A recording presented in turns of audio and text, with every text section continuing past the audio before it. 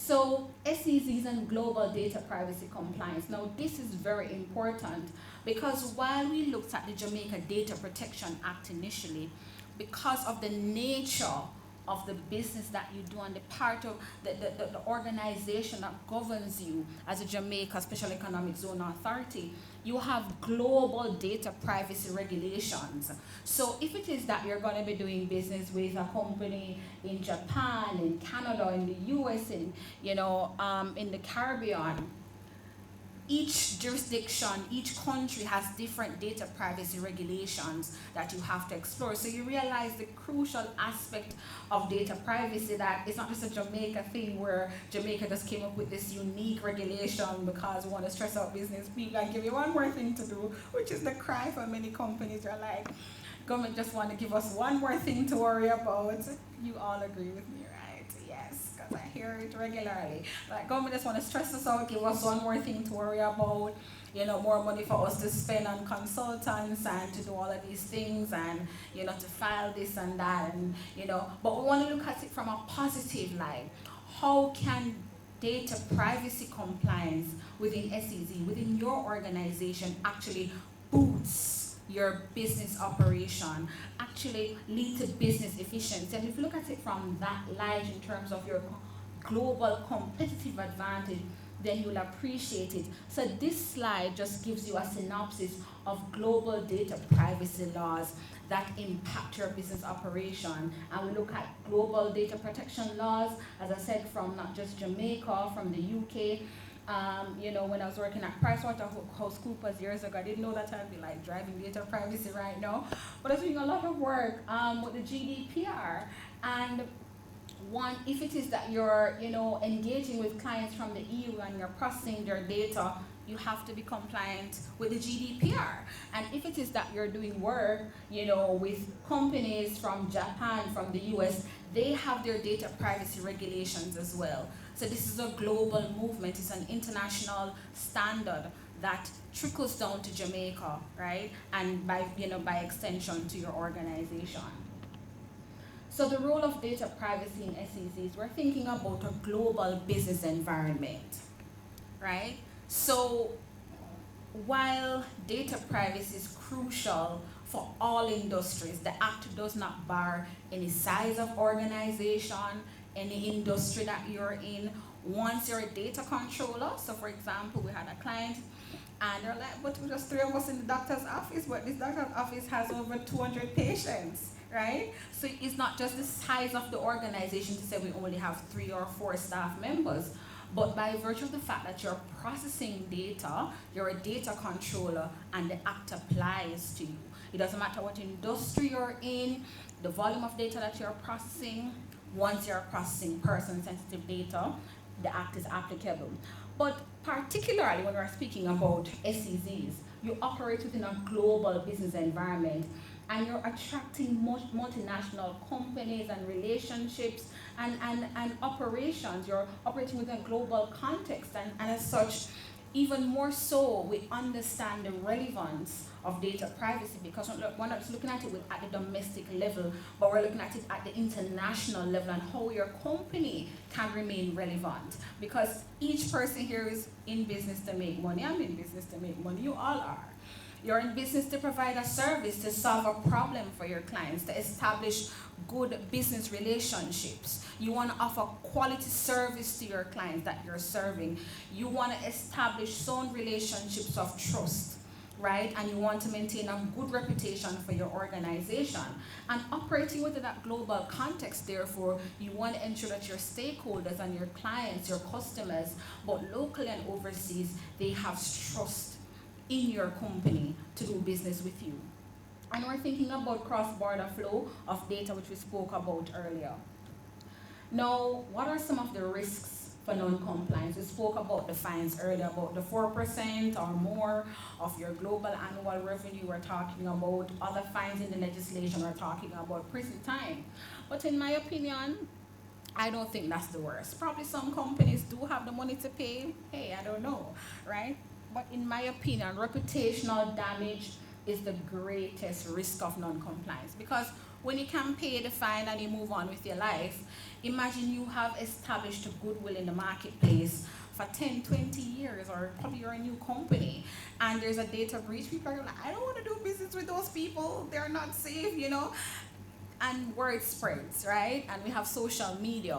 Your clients, your customers, your investors are not going to feel confident to do business with you, right? If there's a data breach or there's any reputational damage. So I remember in 2021, I think I was coming back from the UK and they had the COVID app and there was a major breach for the Jam COVID app for those who were traveling during that time. And there was a vast amount of data that was being leaked, and that was personal sensitive data, not just personal data, but personal sensitive data. And I mean, that was a big scare for me, right? And many other companies. And just imagine you have established a relationship with organizations and stakeholders and there is a data breach. It's going to tarnish the reputation of your organization. It doesn't matter how much money you have. And reputation, I am very serious about reputation. Like, trust me. I would take back your change to you. I don't play those games, right? So your reputation is something that you want to secure, especially from a business point of view, and especially when you're thinking about partnership and investors and your clients and your customers that you serve. You also have operational disruption. When there's a data breach, there's going to be downtime and loss of revenue. And this happened with a company recently that we were consulting with, and it was like trying to do damage control. So you have to think about the cost of implementing a sound data privacy framework versus the risk of non-compliance and the implication consequences that we've discussed here. So, okay, 5 minutes left, guys, so I have to hurry up. So, cybersecurity and data privacy, this is another important component, but I want to go to the 8 standards since I have 5 minutes to look at that quickly. So, go to the 8 standards since I don't have a lot of time left. Yes. So when we're thinking about the 8 standards in the Jamaica Data Protection Act, in my opinion, this is the yardstick by which your organization is measured and judged when you're thinking about data privacy compliance. And each of these standards, you have to ensure that in some way within your policies, you're capturing and you're adhering to compliance. So when you're thinking about fair and lawful processing, whatever information, personal information that you're collecting from your clients, your customers, your stakeholders, are you doing so in a lawful way? Based on that legitimate business interest that you have established with them, you have to ensure that you are adhering to that agreement with your clients. Purpose limitation. So we know sometimes government forms and we fill out and we fill out and we fill out, so we can't fill out, right? Purpose limitation establish that, are you using the information for the purpose for which it was given? So you probably say, you know what, I'm going to collect everything about this person. You know, you collect the name, the TRN number, next of kin, date of birth, you collect the uncle, auntie, everything. But what information do you actually need? And the act is saying that you must only collect and use the information for the purpose for which you establish that business relationship. So if the person gave you the information to do a particular business transaction, you don't go and use it for something else without the person's consent. Remember we said the data is the person's property, right? And the fact that they are engaging in a business relationship with you, while you're the data controller processing the information, the person should be aware how his or her information is being used. Now, data minimization, as we said, these long government forms sometimes. You only collect sufficient information that you need for a particular transaction, for a particular business relationship. So if you only need the person's name, contact number, and their TRN number for argument's sake, don't go collecting the person's address. Is it relevant to a particular function? Because the more information that you collect is a high likelihood of a data breach, because you're collecting information that you're not using probably right now. But you say, no, I'm not going to use it now, but later, so let me collect it just the same. The act is saying no, collect only what you need for a particular purpose. Now you also have to think about accuracy of the information. Now, while you're depending on the person to give you accurate information, the Act is also saying that you need to carry out your own due diligence processes to ensure the information is correct. So if David said his name is David and I'm doing a transaction with him, I need to probably say, David, can I have a copy of your ID or TRN number to verify that's his name and he's not posing as somebody else, right? And you're thinking about storage limitation. Now, storage limitation speaks to your data retention policies. Are you keeping the information forever and ever, amen? You know those filing cabinets that just have people's information that are no longer customers, that they pass on from 10 years ago and they're just sitting there. The Act is saying that you must have a data retention policy in place to determine how long it is that you're going to be keeping the information, of course in keeping with the relevant legislative requirements such as tax laws and so on.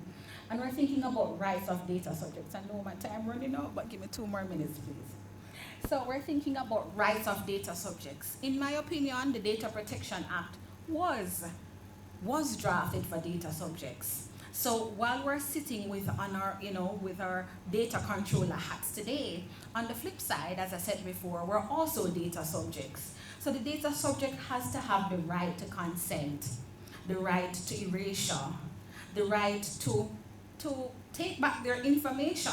So if you have established a working relationship with a client, with a stakeholder, with a business partner, the Act is saying that the data subject owns that information and that particular individual should determine and have the right and autonomy over how the information is being used. But this, of course, has to be in keeping with certain legislative requirements. So the data subject just can't demand the information like that and say, I want my information deleted. What does the law say? So everything has to be supported by the relevant legislation, not just the Data Protection Act. Then we have security measures, and security measures speaks about organizational measures. So some companies, I laugh and they say, have a good IT man, have a good IT department, but data privacy is not just IT. Right? When you're thinking about security and organizational measures, you're speaking about it holistically. What kind of steps has the organization taken to design a comprehensive data privacy framework in terms of carrying out your gap assessment, in terms of designing your data privacy policies, in terms of implementing your data protection access control, your cybersecurity measures, training your staff members. So the staff members are the guardians of data privacy. They are the ones dealing with people information every day. They're at the front desk, right? They are the persons writing the name in the book, and by the way, that name writing in the book, it is a breach of data privacy, guys. I see it everywhere I go, and this is a pet peeve of mine. Everybody's seeing everybody's signature and name, and I can't just study a signature and just go and write a check because you're wealthy, right? So you need to digitize that process, and I'm just singling that one out because it's so dominant everywhere. You have this big, the big rule book that you rule upon everybody, write in the log book and you write your name and you sign. That is a data breach, right? So you need to kind of revise that. So security measures, we're thinking about organizational policies, we're thinking about training of the staff members, we're thinking about our data protection impact assessments. It's all the different steps the organization has taken, not just from an IT point of view. That's only one aspect of it. And the last standard here speaks about international data transfer, and we spoke about that earlier. So for Jamaica to share information with another country, Jamaica must assess, okay, does China have a data protection policy in place for me to feel safe with sharing the information? If you're sharing information with an organization, you need to assess, okay, in another country, does that organization respect data privacy laws, and do they have a data privacy policy in place for my organization to feel secure in sharing information, because the data subject is going to hold you accountable. So this is a list of some of the data protection policies that you have to consider. So you're thinking about your data privacy notice. So if it is that you have an organization, sir, what's the name? What type of business are you in, if you don't mind me asking? Yeah. BPO, okay, BPO. So you have clients from all over the world, right? So you need to have a data privacy notice for arguments. I'm just randomly, putting things into context as an example. So your data privacy notice needs to outline to your clients, okay, as a BPO, this is the type of information we're collecting. This is why we're collecting the information. This is how we're using it. This is how we're storing it. This is what type of measures we have in place to be protecting your information. So because the data subjects, your clients, they own the information, your privacy notice is your legal obligation to advise them how it is that you are actually safeguarding, using, protecting, storing and discarding their information as a part of their right, because it's their information that they would have loaned to you or shared with you as a part of that business relationship, right? And we have a list of we have our data retention policy, our international data transfer procedure, our data subject access request. We have our data protection impact assessment. We have a list of policies. So these policies would be coined for the organization. So you can't just borrow somebody's policy and say, oh, let me borrow your policy, right? Depending on the industry, depending on the type of business processes, the different policies has to be tailored for the organization to inform the organization and its employees, its stakeholders about how data is protected, is used, is processed within a particular organization. So I know my call, my time up, right? And then depending on the type of the organization, you may have to appoint a data protection officer, which I know my time is up. And you will have to register with the Office of the Information Commissioner by creating an account, which I can't get into all of that, but I'll share the slides. And after you register with the Office of the Information Commissioner, there's so much more than just registering and creating an account online. But you have to ensure that you have monitoring and evaluation of the information. You have to ensure that you are engaging in your third-party assessments. So all of those companies with whom you are engaging, do you have a third-party agreement with them? Because what if you share information with them and there's a data breach? Data subject is going to hold you accountable. So you want to ensure that whichever organizations that you're engaging with, that you have your third-party agreements, correct? And then in terms of strategies for compliance, now, data privacy is not like going to company's office and doing a same-day express for a business name. Data privacy is a journey, right? You have to your organization has to take a phased approach to compliance. So it's not something that happens within a month or a week. I will just do a little policy and we register with the OIC and we're compliant. No, that is not the approach. The approach is to understand that, listen, the executive, the senior management team, we are on a journey towards compliance. We're a part of our strategic planning, right? This is a journey that we're going to take. We're going to do our gap assessment to understand how it is that our organization is currently processing data, what we're doing right and what we're doing wrong in keeping with the Jamaica Data Protection Act and other supporting legislation or regulations that are connected to your industry and your organization. And then we share a report to say, well, this is what you're doing and these are the recommendations to get you to where you need to be. And then the policies have to be drafted, which you can see there are a lot, right? And then your staff members, they have to be trained. So no two organizations will get the same training depending on the industry, right? So the training has to be tailored for the organization, so the staff members walk away understanding in a practical way, how does data privacy apply to my day-to-day processing of the information in the organization.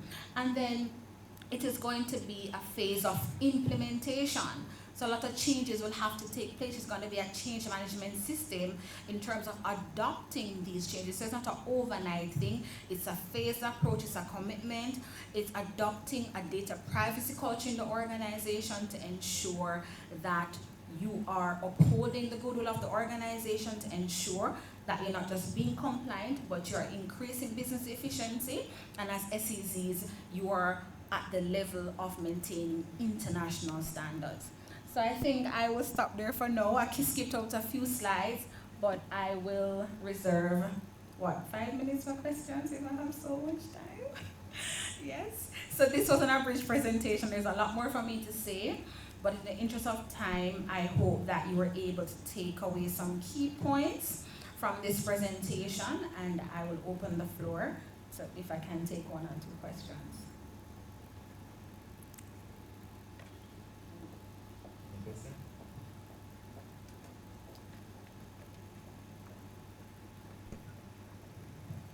Morning. Good morning, sir. I have a question about the third party.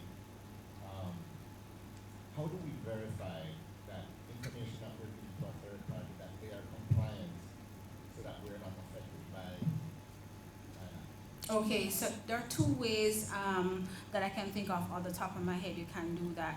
Number 1, you can verify with the Office of the Information Commissioner if that company as a data controller is registered with their organization. Now, it's early days and many companies are going through the process of registration, and to registering is not the most difficult part of it, but to get to registration, you must have at least some of the policies in place to answer the questions correctly when you register.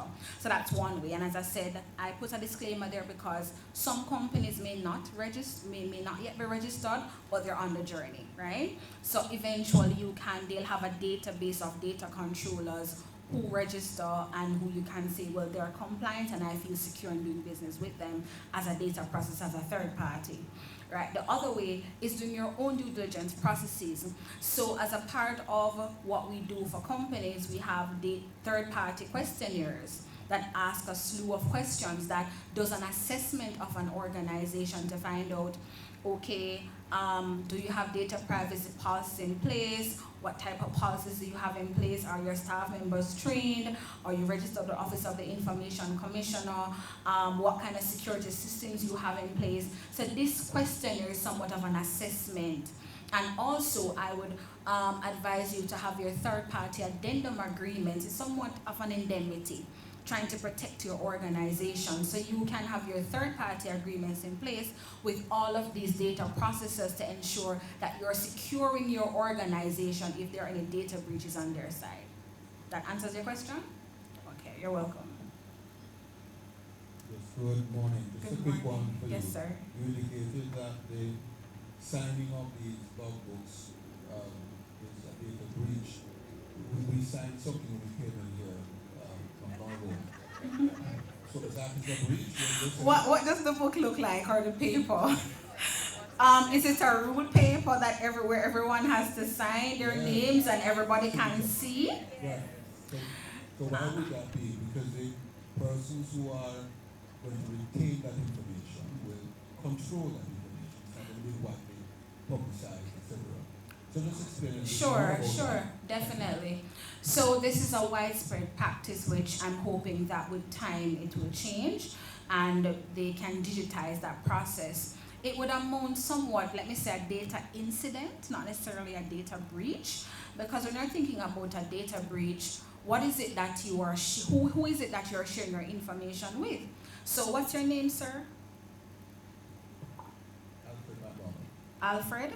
Yeah. Okay, Mr. Alfred McDonald. So Alfred McDonald is sharing his information with SEZ, not David, not Miss BPO, Mr. BPO, and everybody else here, right? You're sharing your information with the organization, not necessarily each person who is in attendance. You don't know what that person is going to be doing with that information. If that person wants your information, the person can say, Alfred, can I have your number? Alfred, can I have your email address? It depends on what type of information you're sharing and who are you sharing the information with and what are you consenting to for the information to be used. So the SEC therefore would have to say, Alfred, we are having this logbook to collect information of all the attendees. We want to know so that we can reach out or follow up, or we can send the slides.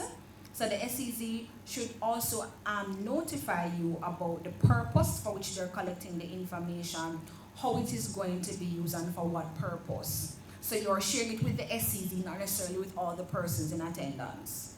Yes, so I agree with that. So the question is the act of collecting it alone, in the manner that they're doing now, an incident or a breach, or is it that when it is misused, mishandled, or it is shared in a manner that is not in keeping with what we like, that is the incident that's the breach? No. So by virtue of having access to the information can amount to a data incident. So whether or not the information is misused, just by virtue of somebody having access to it that you didn't give access to, that amounts to a data incident. So for example, we had a client recently where somebody had access to a customer's information. The person didn't misuse it, but it was only for the company to have access to it. The person only saw the information. So in the Data Protection Act, it doesn't define a data breach or a data incident by misuse or abuse of the information, but by virtue of somebody who didn't consent or give access to that information having access to it. So who are you giving access to? I know you don't probably agree, right? So it doesn't have to be somebody, visit your house or share it with somebody or sell it, but the person has access to it. Understand. So the fact of collecting the data, which is what just happened a while ago, is and of itself not a breach. How it is collected. It is the how, not the fact of collecting. Right. So the information can be collected, but it is the how it is being collected. Right. And because who has access to it and who you are giving access to. Well, let me leave it there. Thank you. We can talk about it more after, all right? Sure.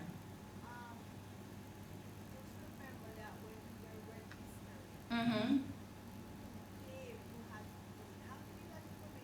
Mm-hmm.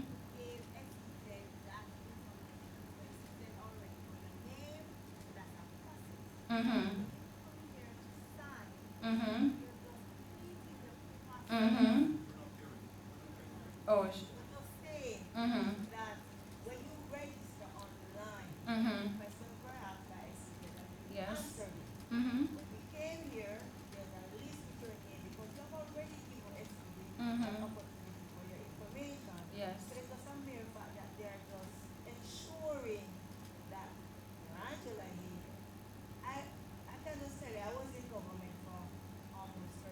Mm-hmm. Wow, you look young.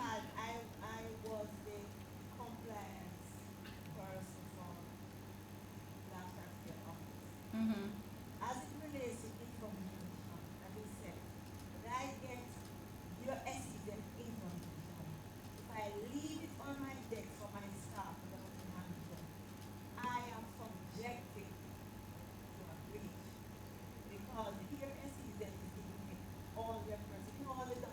Mm-hmm. Mm-hmm.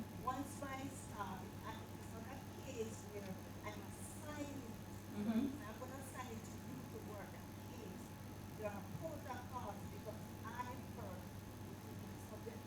Yes. Mm-hmm. Mm-hmm. Mm-hmm. So just to clarify that point and reference Mr. McDonough's point, it is actually not the fact of collecting the information to verify who is present, but it is how. And when you're thinking about access, as the data subject, you would have established the relationship with a particular entity, with a particular person, and it even goes granular in an organization, and there's case law to support it. So not because everybody works in a department, an organization, you have accounts, you have business, you have admin, means that everyone is gonna have access to everything. There are gonna be access control measures in place to determine who has access to what information, and that will limit a data breach from happening. So everybody shouldn't, if you're not a part of the data processing of the information, then you should not have access to the information. And that also applies to the signing example that I alluded to earlier. Yes, yes. We'll just take one One more more. question. Okay. Time. Yes. If you have more questions, you can. Sure. Is it really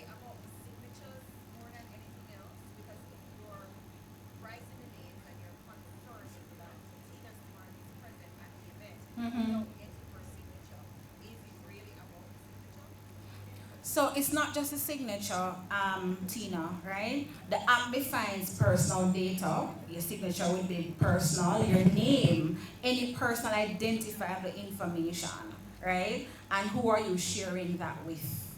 So I am just saying that it should be collected in a more secure manner. It should be collected. It's not the fact of collecting, probably in a digitized way where everybody doesn't have access to it, because that is your information that you own and you determine who has access to it.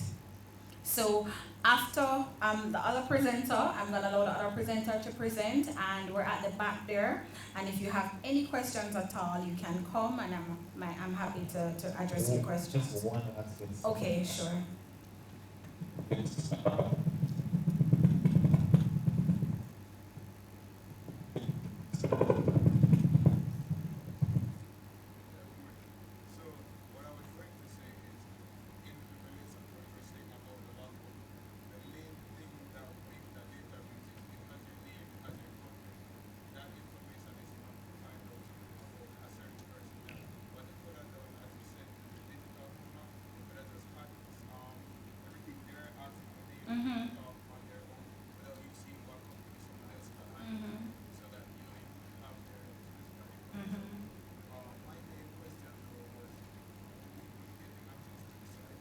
Yes, I'm going to be sharing an abridged version of the slides with you. So, and our contact information is on the last slide of the presentation. So, if you want to reach out to us subsequent to this session, you can feel free. If we don't get to answer all the questions, and after the session, you can feel free to visit us at the back if you have any questions or further concerns. All right, thank you for your time and for your questions as well. As I listened to Ms. Barnes present this morning, I said to myself, wow, she's talking about ISO 9001. And that's why we're collaborating here today to show you how, sometimes we think about standards, we think about regulations, and we're saying to ourselves, this is so much. How can we integrate? So I want to thank Jessisa for putting this together so that we could come together and to see how best you can meet your regulatory requirements while adapting to international standards and, of course, competition, increase wealth and growth of your business, right? So the ISO 9001 standard, ISO certification really looks at operations, your operations control, and how are you meeting your customers' requirements. So before I go further, I'll just introduce the National Certification Body of Jamaica. Who are we? How many persons have heard of the National Certification Body of Jamaica? Oh, wow. Perfect opportunity. I'm sad, but perfect opportunity. So the National Certification Body of Jamaica, we are housed at the Bureau of Standards. We are part of the National Quality Infrastructure. We're an accredited certification body, meaning that we don't just attest that we can certify you locally and allow you to compete globally, but we're in a chain, we're traceable to international standards. We are a part of the National Quality Infrastructure, and that's a buzzword, but what it looks at is standards, conformity assessment, and also metrology. Each of our certificates, they are accepted worldwide. So we're a local body, but we have international recognition. Clap yourself, you're a part of Jamaica's first established in the Caribbean. Something for us to be proud of, right? Our mission is to provide affordable certification services in the Caribbean. Our clients can compete on the global platform. And of course, as I said, our motto, certify locally, compete globally.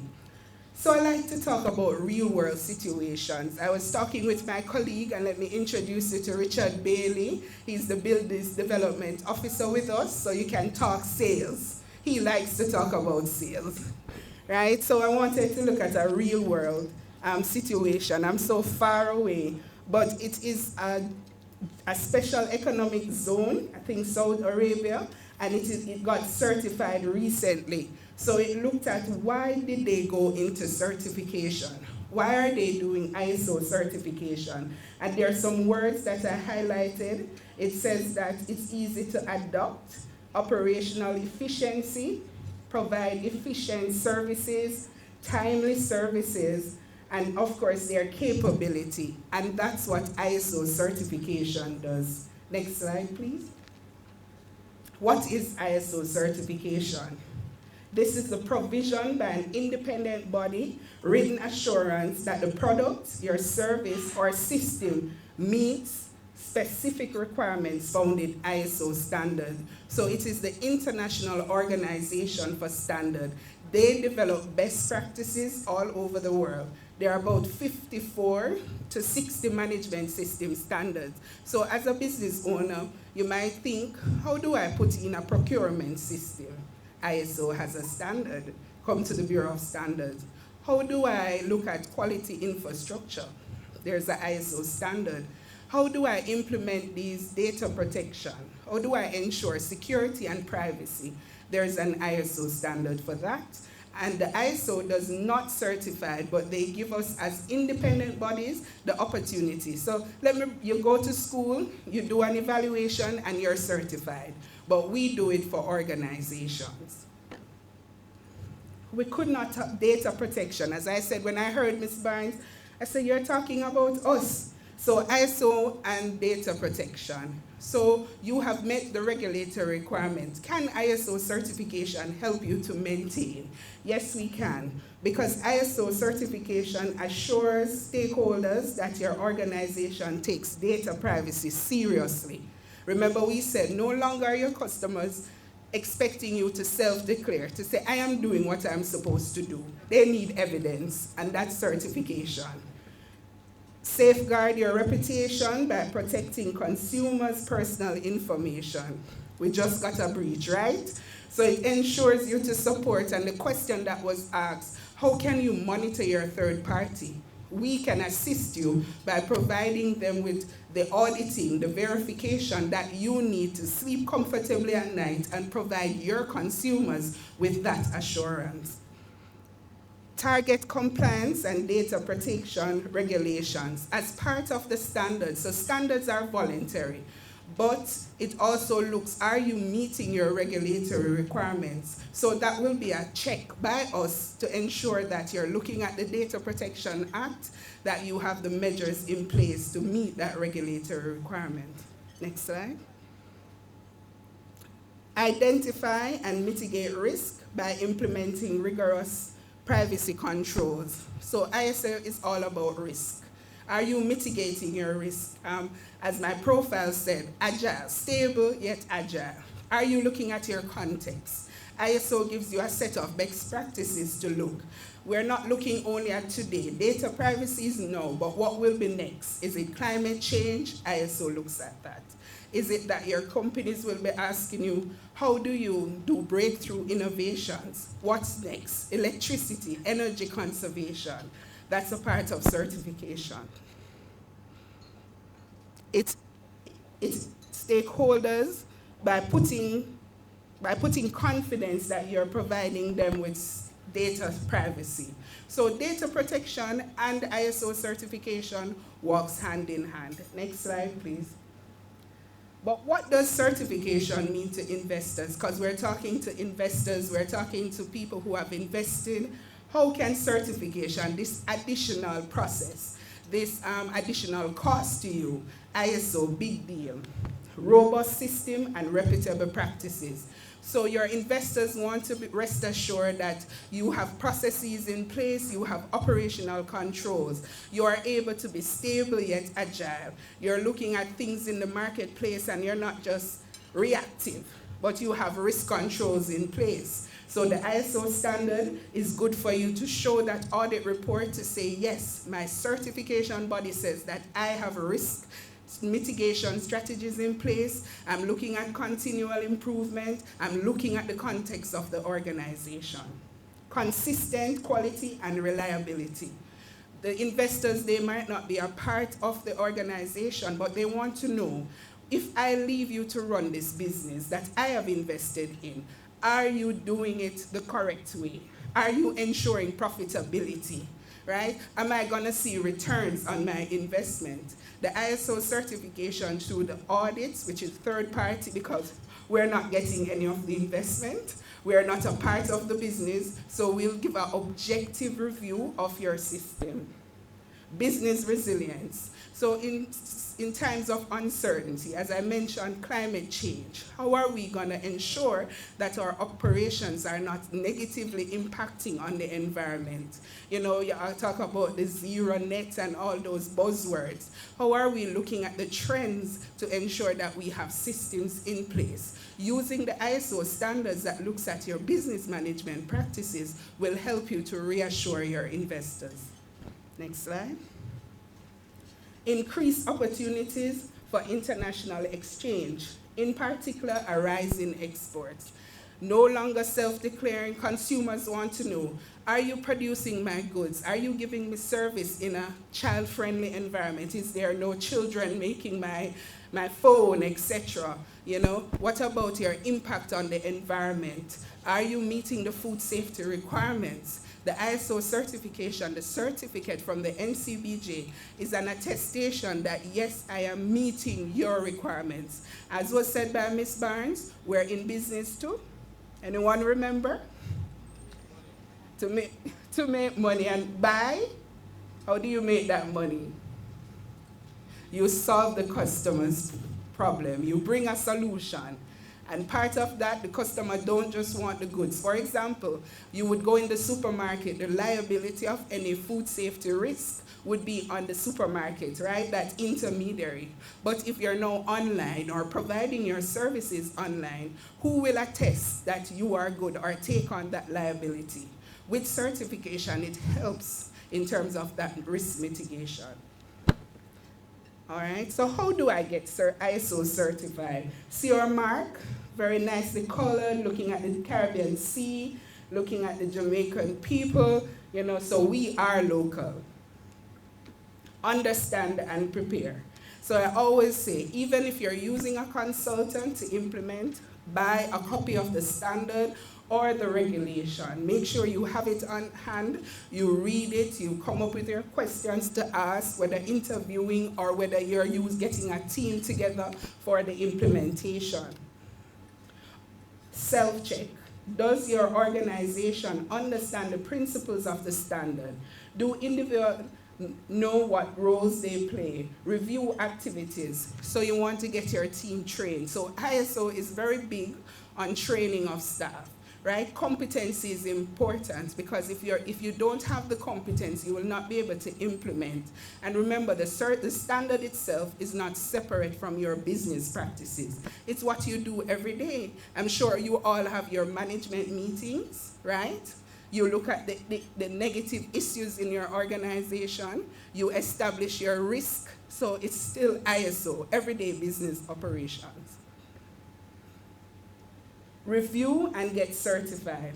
Select your certification with the National Certification Body of Jamaica, of course.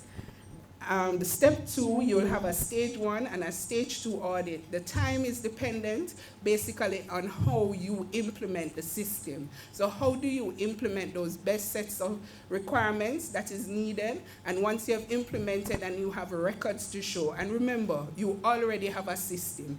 Everyone has a 9001 system, but maybe it's not to the level of a standard, the best practices internationally. We would come in, so you would sign a contract with us. We would come in and we would conduct your audit in 2 phases. So we're not here to be police. We're not doing regulations. What we're doing is here to support your success journey. So we would come in, we would do the evaluation of your system, we would identify if there's any concerns, you'd be able to go back, you'd be able to look at your system, implement the corrective actions, then we would come again. So we're here supporting your success journey. When we come on the second phase, we'll look again, we will review, we will analyze independently based on the standard. We say, show us. We speak the 9001 standard, but show us how you have implemented the system. Once we have done that review, if there are issues again, we would come back and do the review, and then you will be certified. Isn't that sounding good? Are we really supporting you in your success journey? Yes, we are. All right, so the timeline, it depends on the risk. So is your business a risky business, right? Will it harm individuals? It looks at the complexity, because some processes are simple, might be just a 4-step process, but then yours might be complex in the BPO or the other, special economically zoned entities. All right, and just showing, so it could take up to 6 months for you to be certified. So, in closing, come on board with the National Certification Body of Jamaica. Not the end, so I know we get mixed up with the bank, but no, have you ever heard of the National Certification Body of Jamaica? I like the sound of that, right? So we are here to help you achieve your goals, to increase export. Is that a goal of yours? We are here to support you. Increase investment. Do you want more investors? We are here to support you. Job creations. Do you want to ensure you get competent staff? Because you have to recruit right, train right, in order to get what you need from the staff. We are here to help you. Build an agile team committed to organization stability. So remember, you can't be agile if you don't have a stable foundation, right? We're here to help you. And of course, compliance to legal and regulatory requirements. Do you want to take the hassle from checking on your third party, ensuring that the information which we were all found in breach for this morning is being managed and audited? NCBJ is here to help you. And here ends my presentation. We are at the back, Richard and I. You can come and have a discussion if you want to improve efficiency, get more investors, if you want to ensure you're meeting the regulatory requirements. Let's have a chat and to see how we can support your journey. I'll close and take questions, and then we can have the one-on-one discussion. Any questions?